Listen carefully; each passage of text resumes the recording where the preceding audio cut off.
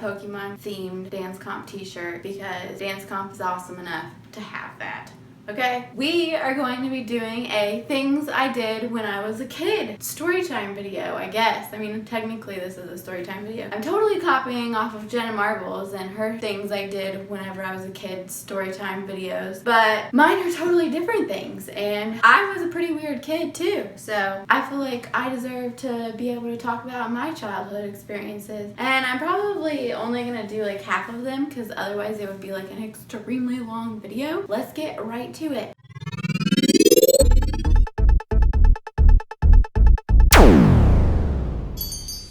Number one, I used to play with buckets full of chalk, like the sidewalk chalk. Of course, I would play with sidewalk chalk like all the time. We would draw stuff. But my sidewalk chalk doodles or whatever, I would never been good at doodling. I don't know what it is. It's just like not something that I can do. I don't like the things that I doodle. I feel like I'm an extremely good artist. Like I love my art that I make, but like just sketching and doodling by itself, I hate it. Whenever I freaking sketch or doodle something, I think it looks so ugly, and I'm just like, oh my god, I need to spend more time on things in order for them to look good. So whenever I was little, I would play with sidewalk chalk and I would doodle stuff, and then I would be like, wow, Paige really, even as like a 5-year-old kid doodling stuff, I hated it. And my friend who lived across the street, she always made these beautiful freaking things, and she like write her name all beautiful and pretty, and I was just so jealous because I was like, wow, everything that I do, it looks like shit in comparison to everything that you've just doodled over here. And I'm just like heartbroken and so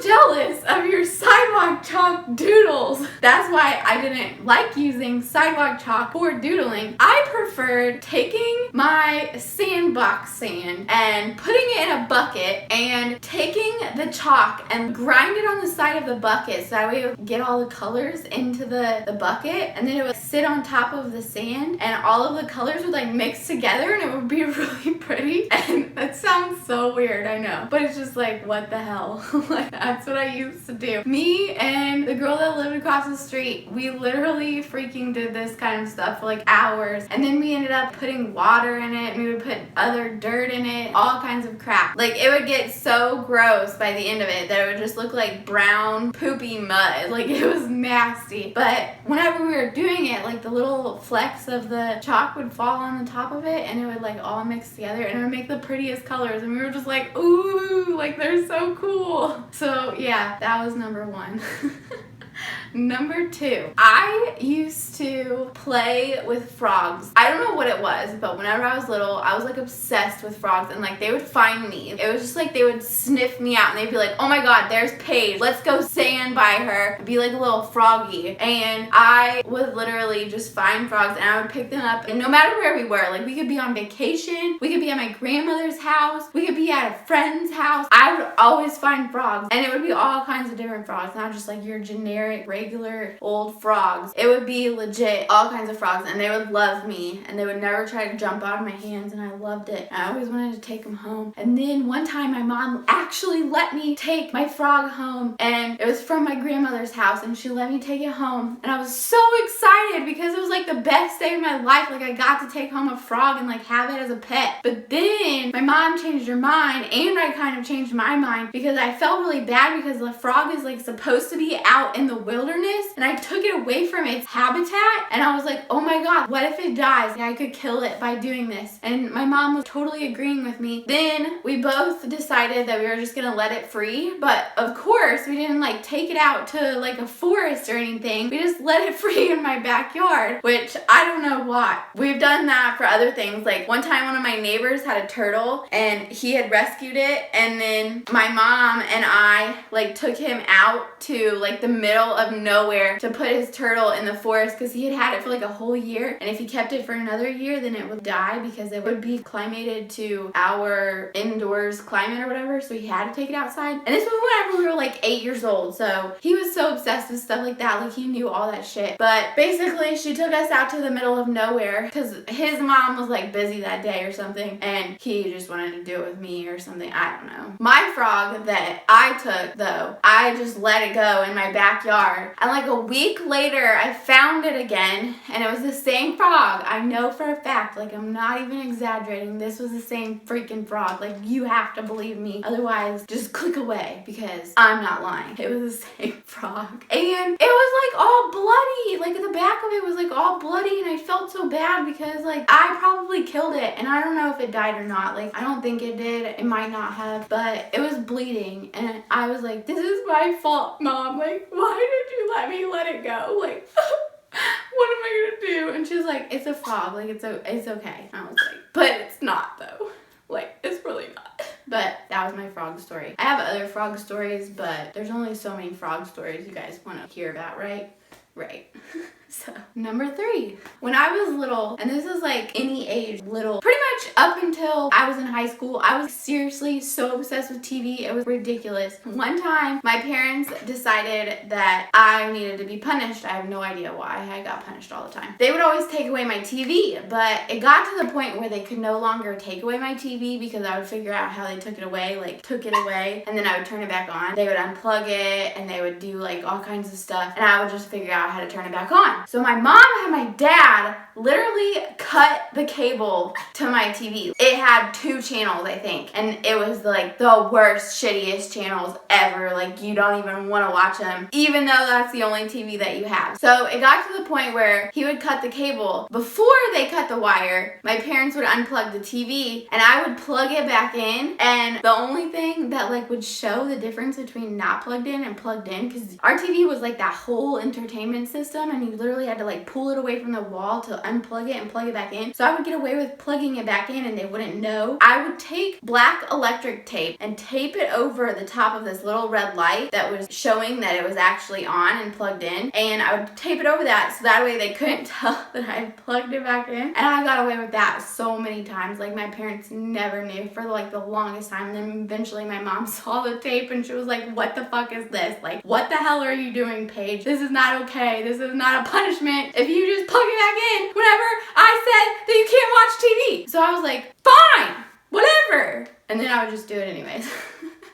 So that's why they had to cut the wire. And this is how obsessed I was with my TV. I would watch it after school every single day. That was the only time that I was really allowed to watch it because my parents weren't home for like an hour or 2. And so whenever my mom was home, she was always like, don't watch the TV. You're gonna fry your brain and you have to do your homework and all this other stuff. But I was allowed to watch TV while they weren't home because they weren't there to like tell me that I wasn't. But while I got punished, I wasn't even allowed to watch TV then. So my mom told my dad to cut the cable to the TV, like down in the basement, literally cut the wire up in the ceiling. And so he did, because you can splice wires back together. But he cut the wire, and for like the first couple days I was like, okay, whatever, like I'll just watch these shitty channels that have nothing and are nothing. I was like, there's nothing I can do about it. But then I started like watching my dad, where he would go when he cut the wire. I would walk into the bathroom after he had walked into the bathroom, and the basement stairs are in the bathroom, so like I would wait until he was down there, and then I would go look because I would see if he went this way or this way. And then I figured it out that he was going into his workroom to cut the wires, and I went into the basement to like check where the TV like goes down into the basement, like what wall, and I would follow it because all of our ceiling in the basement isn't covered, so it's just rafters and stuff down there, and like all the wires are exposed. So I would literally search. Like I spent multiple days because I only had an hour after school every day, so I spent like multiple days doing this. Detective Paige went down into the basement and like figured it out, okay? So eventually, like after 1 or 2 days, I figured out where the wires were actually cut, and I figured out for sure that it was this specific wire because I didn't want to mess with any of the ones that like weren't the cable wire because I didn't know what they would turn on or anything. So I waited. Mind you, this was whenever I was like 10 or 11. Like I was not old enough to be doing this shit, but I was doing it anyways because I wanted to watch my TV, and I was not going to let my parents just cut the cable and I couldn't watch TV because I was so damn obsessed with it. So I'm sitting here and I'm like, how am I gonna get these cut wires back together? And I'd watched my dad do like electrical shit many times before, and he always used these little like plastic caps, and he would just like spin it together, and he would just strip the wire and spin the cap on the wire and splice them back together. So I was like, can't be that hard. Now I just have to find some of those stupid caps, which that took time all by itself. So I found the plastic caps, and then then I had to find wire cutters, and I had to strip the wire and get enough of it so that it would go in the plastic cap. And so I would screw the cap on top of the wires every single day. My dad didn't even notice that I had stripped the wires for like the longest time either. And so I would screw the cap back on, and then I would time it so that I could watch like whatever I was gonna watch, and then I would unscrew it and go back upstairs and be perfectly not doing anything that I was not supposed to be doing while they got home. And then I got away with this for like weeks. They did not know anything of the sort. So I was watching my TV unbeknownst to them. I did that and I got away with it, and then eventually they figured it out, or I told them, I don't really know. But they stopped trying to punish me by taking away my TV because they're like, she's too smart, we can't punish her, she'll just watch it anyways even though we tell her not to.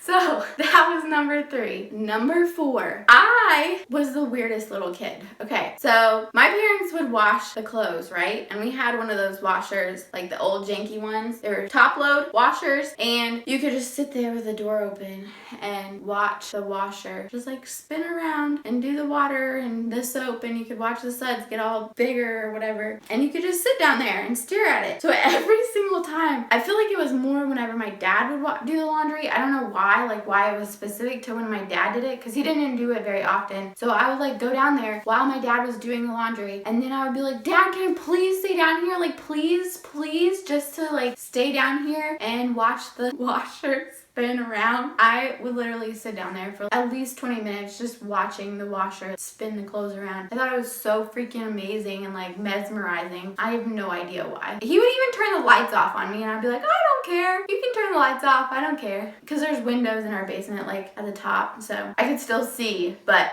the window was right above the washer too, so I didn't care about the lights being off. It's not like he did it and then he turned it off whenever it was nighttime or anything. But that was number 4. I was a weird little kid that sat there and watched the washer run. And funny thing is, I was doing it the other day just because I was washing something. I think I was washing Neely's dog bed, and I was trying to make sure that it wasn't gonna freaking screw up the dog bed. So I was like sitting there like watching it wash the dog bed, and Ken was like, what the hell? Like, that's running? You have the door open? Like, what? How? And I was like, yeah, you didn't know this? I used to watch this shit whenever I was little for like forever. And he was like, how does that happen? And I was like, if you don't close the door whenever it does a spin cycle, then it won't work. But besides that, you're good to have the door open. But yeah, that was number 4. Number 5, I used to, at night, when the lightning bugs came out, mind you, I was a little tomboy whenever I was little, right? So I would play outside for like hours, and I didn't care about getting sweaty and dirty, which now I'm just like, outside, vampire, me, yeah, no. When I was little though, tomboy, not vampire. And I loved being outside, and I loved playing with bugs. Now I'm just like, bugs, no, but I guess I'll go outside still. But I literally loved playing with bugs. Like, it was so weird. I have no idea why the change, like why I was okay with it then and I'm not okay with it now. Still don't know. Maybe you can figure it out by just getting to know me on my channel. You tell me. So when I was little, lightning bugs were like the most amazing thing to me. Like, I freaking loved them. I just, they were so cool. And I actually got this little, I guess it was a bug catcher, but it was in the shape of a lightning bug. The front of it was a lightning bug head, and it was just like a round, like it had 2 board sides and then round mesh, and then there were 2 boards that came off of the sides. They were like in the shape of a wing, and then the head was the part that you would like spin up. Like, it was literally just on a screw, and you would spin it up, and then the hole would be there, and you would put the bug in really quick and then spin it back down. So this thing was on wheels, and it had a leash or whatever, like a pull cord, and you could literally walk the lightning bugs around. So I would literally act like my lightning bugs were like my dog, and I would walk them around the block. Like, on a regular occasion, I would catch lightning bugs at night, and then I would walk them around. Sometimes I would wait until it was night, and I would catch all my lightning bugs, and I would keep them for a day, and I would walk them around the next day. Like, it was this fun dog pet. I don't know, I'm just weird. But yeah, I would literally take my lightning bugs on walks. I would let them go, like, eventually. Lightning bugs like sleep during the day, so it doesn't really matter if you are taking them on a walk or not. But I would not kill them. I loved all things. I don't kill kill bugs still. I catch them and capture them and then make Ken put them outside. That's what I do with bugs. Unless it's like already dead or like suffering. Like if Neely catches them, then I will kill them just because they're like really suffering because he's chewed them up. And so then I will kill them, but I hate to do that too. And then also sometimes depending on the bug, you either smash it or you just let it bite you. Mosquitoes, for instance, those can just die. But yeah, that was number 5. So I think that's gonna be the end of this video. That's enough for our first things I did whenever I was a kid video. And I really hope you guys enjoyed learning about all of my weird habits. I enjoyed talking about them and I enjoyed talking about my childhood memories. So if you guys like this video, I will make sure to post more of them. Do not forget to push that thumbs up button and show your support because it just means the world to me. When you guys push that like button, Also, don't forget to put your comments, questions, concerns, conundrums, feedback, or something you want to say down in the comments below. And also, don't forget to subscribe to my channel. I put out new videos every single week, and sometimes they are at the end of the week, sometimes they are at the beginning of the week, and sometimes they are at the middle of the week. And I just don't know when they're gonna be. I don't schedule things. I'm not a scheduler. I really suck at scheduling, and I suck at being on time. So yeah, that's never gonna happen probably. I mean, we can be optimistic and hope for the best, but if we're being honest with ourselves, it's not gonna happen. That's okay, right? You guys still love me. Like hearts. Heart. That's the worst heart ever. Okay, I'm gonna sign off now. Bye guys, I love ya. Peace.